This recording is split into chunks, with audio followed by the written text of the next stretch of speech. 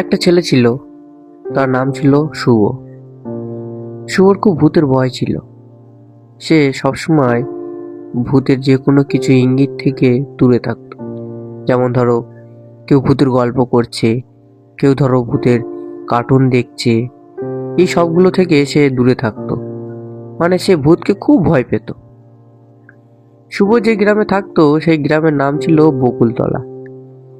শুভদের পরিবারের মধ্যে ছিল তার বাবা, মা আর ঠাকুমা। তার দাদু মারা গেছে শুভ জন্মানোর আগে। শুভর এখন বয়স 13 বছর। স্কুলে পড়ে, ক্লাস 6-এ। একদিন মাস্টারমশাই ক্লাসে ভূতের গল্প করাচ্ছিল। শুভ ভয়ে সে ক্লাস থেকে দৌড়ে পালায় এবং বাড়ি ফিরে আসে। তার মা বলল, কিরে তুই স্কুল দিয়ে চলে আসলি যে, আর তোর ব্যাগ কই? শুভ বলছে, আমি স্কুলে যাব না। ওর মা বলল, কেন, কি হয়েছে? শুভ বলল, স্কুলে ভূতের গল্প শোনায়, আমার খুব ভয় করে, আমি স্কুলে যাব না। ওর মা বিরক্ত হয়ে বলল, তোকে নিয়ে আর পারা গেল না। এই ভূত ভূত নিয়ে তুই যে কি শুরু করেছিস কে জানে। শুভ মায়ের সাথে কথা বলার পর সে বিছানায় শুয়ে পড়ল, কাঁথা গায়ে দিয়ে। তারপর শুভর মা তার বাবা যখন আসলো, তার বাবাকে সব খুলে বলল। তার বাবা আবার স্কুলে গিয়ে শুভর ব্যাগ নিয়ে এলো। এরপর বেশ কয়েকদিন সে স্কুলে যায়নি, বাড়ি থাকে আর বাড়িতেই পড়াশোনা করে একা একা। একদিন বিকালে সে খেলা করতে যায়। তারা সবাই মিলে ঠিক করে যে তারা লুকোচুরি খেলবে।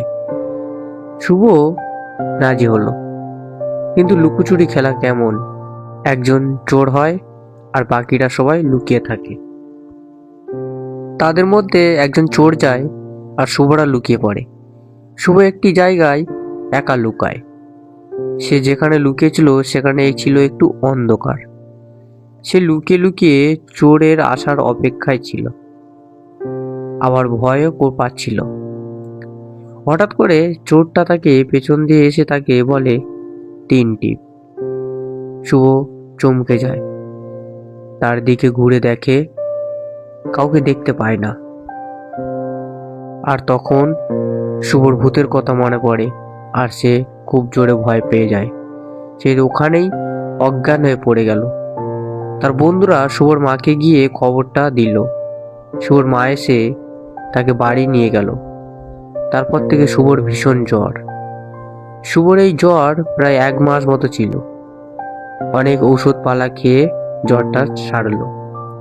এরপর বেশ কয়েকদিন কেটে গেল। শুভ এবার পুরোপুরি সুস্থ। একদিন হলো কি, তাদের ওই বকুলতলা গ্রামে একজন মারা গেছে। এই খবরটা শুনে শুভ খুব ভয়ে ভয়ে আছে।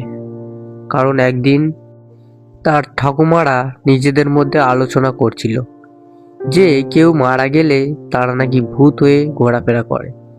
সেই ভয়ে সে সারাদিন ঘর থেকে বের হয় না। সেদিন রাতের বেলা শুভ জানালার দিকে তাকায় আর হঠাৎ করে একটা ছায়া দেখতে পায়। শুভ ভয়ে চিৎকার করে ওঠে। সঙ্গে সঙ্গে তার মা, তার বাবা ছুটে আসে। শুভ বলে, ওই দেখো একটা ছায়া। তারা সবাই দেখলো, সত্যি একটা ছায়া। শুভর মা আর বাবা বাইরে গিয়ে দেখলো, তারা পরিষ্কার বুঝে গেল ছায়াটা কিসের, এবং তারা ভাবলো শুভকে জিনিসটা দেখিয়ে তার ভুলটা ভাঙাতেই হবে, তা নাহলে সে সারা জীবন ভীতুই থেকে যাবে। শুভর মা গিয়ে শুভকে ডাকলো, ডেকে নিয়ে আসলো আর দেখালো যে ছায়াটা ছিল সেটা হলো একটি কলা গাছের। চাঁদের আলোয় গাছের ছায়াটি এমন লাগছিল যেন কোনো একটি মানুষের ছায়া, যেন মনে হচ্ছিল একটি মানুষ তাদের জানলার সামনে দাঁড়িয়ে আছে। তখন তার বাবা তাকে বলল যে ভূত বলে কিছু হয় না খোকা, যা হয় সব মনের ভুল। মনকে সবসময় শক্ত করতে হয়। কোনো জিনিসকে সঠিকভাবে না জানাটাই হচ্ছে কি মনের ভুল। সেই দিনের পর থেকে শুভর ভয় ভেঙে গেল। সে আর কোনো কিছুতেই ভয় পায় না। সে এখন ভাবে যে ভূত মানেই তো মনের ভুল, তাই সে এখন একটা সাহসী হয়ে উঠল। তো বন্ধুরা, এই ছিল আজকে একটা ছোট্ট গল্প, একটি রহস্যময় ছোট্ট একটা ভূতের গল্প।